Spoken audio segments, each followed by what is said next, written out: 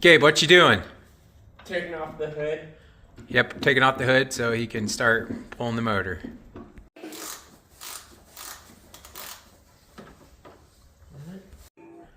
Gabe, what you doing? Taking off the radiator cover. Yep, this is gonna be 3 10 millimeters right there. And then the bottom shroud's gone, so that's good, I guess.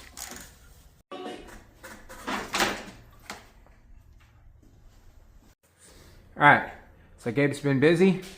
The throttle body's off, the fuel lines are off, distributor's out, the AC bypass is out, the alternator's off, all of the wiring's unplugged, hoses are off, radiator's out, fans out, AC condenser, power steering lines. Pretty much everything from the top has been done and the oil's been drained. What's the next step? Tear off the drive shaft, starter, the transmission, then get the motor pulled. Yeah, we'll probably pull the motor and transmission all together. So he's plucking away at it. You doing a good job? Yeah. Okay. Gabe, what's that beside you? The motor and transmission. How long did it take you to pull it? About 4 hours. Did it fight you any? Not really.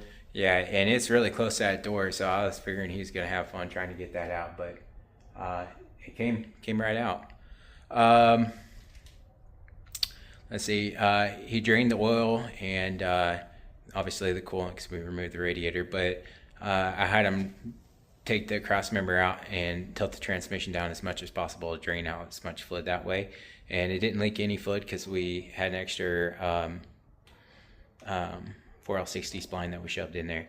And it didn't leak any at all until we set it down right there, and then it leaked out the dipstick tube because I forgot I had that out.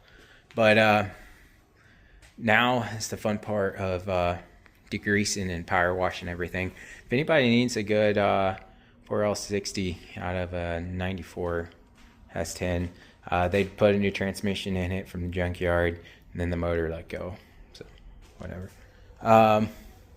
This thing, haven't showed you guys too much of it, but it's in pretty good shape. It didn't have any through rust until earlier. I looked over here to help Gabe and I put my hand right there and I pushed through some soft metal. So I knew it was gonna have some body work right there.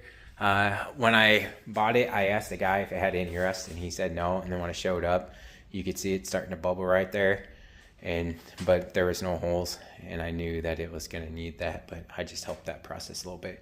But there's a belt line right there, so we can weld that in and just leave the paint up to the trim underneath the trim and call that good. I'm gonna leave the trim on this one, I think. But yeah, it's a pretty straight old truck. The paint on the roof is crappy, so we're just gonna blend it right in here and repaint the roof and the top of the doors there. But the other side's just the same. I'm not gonna go over there and show you just because I don't want to squeeze over there. But I had them label everything with tape and all that, so when we start thinning out the harness, it'll be just a little bit easier, although I'm sure we would find it regardless.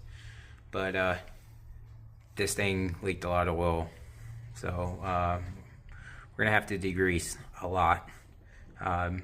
You guys may or may not know, but anytime we do any of these projects, I set the boys out there with the power washer and we'll degrease the whole entire frame, power wash it, wire weld it, and paint the whole entire frame. But yeah, she's looking pretty good.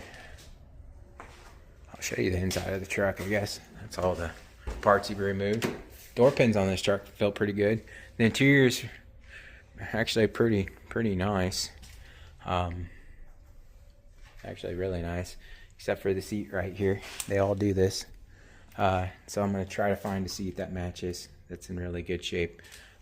This dash is cracked just like Jace's. So we'll probably order another dash skin from Cover Lace, but yeah, this thing's pretty awesome. All right, time to go home? Yep. All right.